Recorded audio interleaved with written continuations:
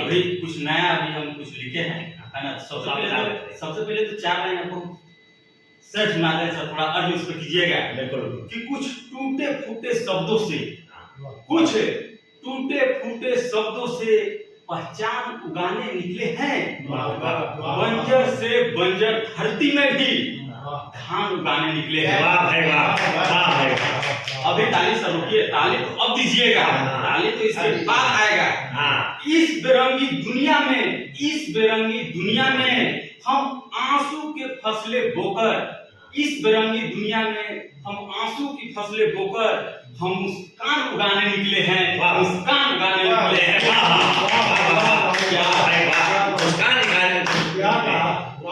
अभी देखिए एक्चुअली क्या है ना कि व्यंग कहाँ से पैदा होता है और कविता कैसे बनता है। अभी आज के 2-4 साल पहले एक अपना हरियाणा में एक भैंसा जो है 5 करोड़ में बिक गया, है ना। तो वहां से कविता कैसे बनता है, उस कविता को आप लोग 5 करोड़ का भैंसा, उसको थोड़ा ध्यान से सुनिएगा और जब समझिएगा तो मजा आएगा। सुबह सुबह अखबार में गजब खबर दिखा, सुबह सुबह अखबार में गजब खबर दिखा। खबर थी हरियाणा के एक शहर में एक भैंसा 5 करोड़ में बिका। मैंने पत्नी से कहा, मैंने सर पत्नी से कहा, इस खबर ने मेरे जहन में सन्नाटा सा खींच दिया है। इस खबर ने मेरे जहन में सन्नाटा सा खींच दिया है। यूं लगता है जैसे स्वयं यमराज ने 5 करोड़ में अपना भैंसा बेच दिया। अब आगे सुनिए। इसके बाद पत्नी बोली, इसके बाद पत्नी बोली मुझसे, हे मेरे भोले भंडारी, हे मेरे भोले भंडारी, मती मारी गई है तुम्हारी।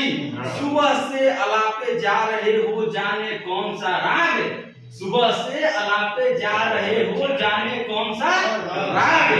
खबरों के इस भूत ने खत्म कर दिया है तुम्हारा दिमाग। वाह भाई वाह। आगे सुनिए। मगर खबरों का ये भूत, मगर खबरों का ये भूत सच के आगे ज्यादा देर नहीं टिकेगा।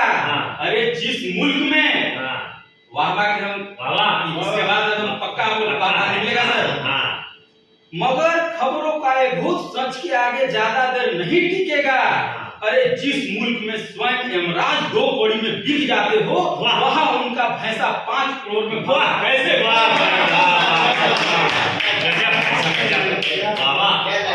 आगे सुनिए कि फिर भी अगर वहां ऐसा हुआ है, पत्नी बोलती है, अगर फिर भी वहां ऐसा हुआ है, मैं यही कहूंगी।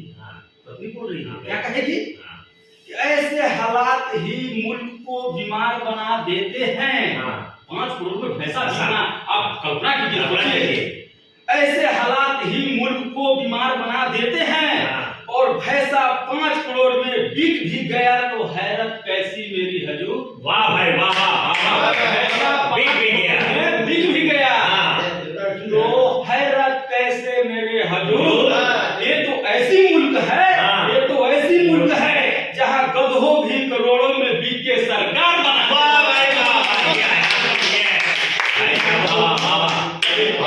इसके आगे सुनिए, इसके आगे इसीलिए बोलते हैं ना, इसीलिए कहा गया है कि सुबह सुबह इन्हें कोसने की ना भूल कीजिए। इन्हें पत्नी को, पत्नी को सुबह सुबह इन्हें कोसने के ना भूल कीजिए। पहली बार मेरे लिए, पहली बार कोई गधों से ऊपर उठा है, बधाई कबूल कीजिए। मैंने कहा सच कह रही हूँ मेरी जान, कहना पड़ता है, हम मिलाना पड़ता है। मैंने कहा सच कह रही हो मेरी जान, अगर इतनी ही है भैंस और गधों में पहचान, अगर इतनी ही है भैंस और गधों में पहचान, तो तू भी मेरी जिंदगी पर एक एहसान कर देती। तू भी मेरी जिंदगी पर एक एहसान कर देती। इन 2 गधों को जन्म देने के बजाय एक भैंसे को जन्म दे।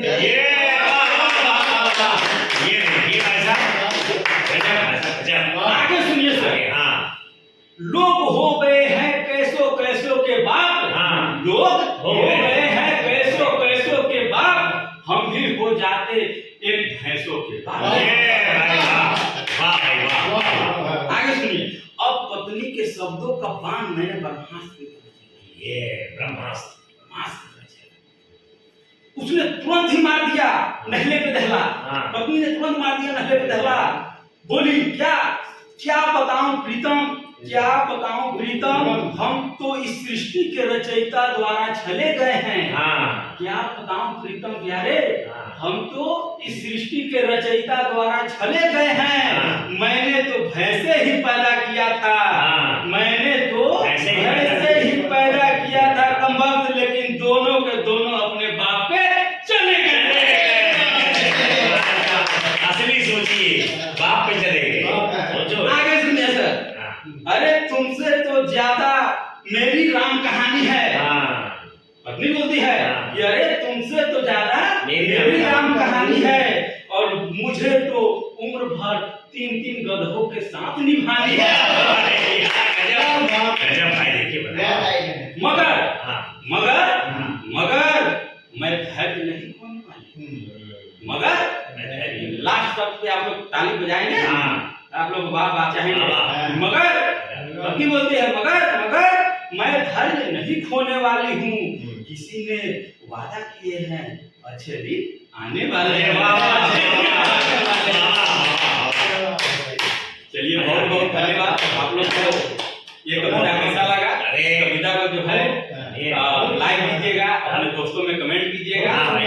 बहुत बहुत धन्यवाद। जय हिंद। जय बहुत अच्छी बात। जय जय भारत। जय हिंद, जय भारत।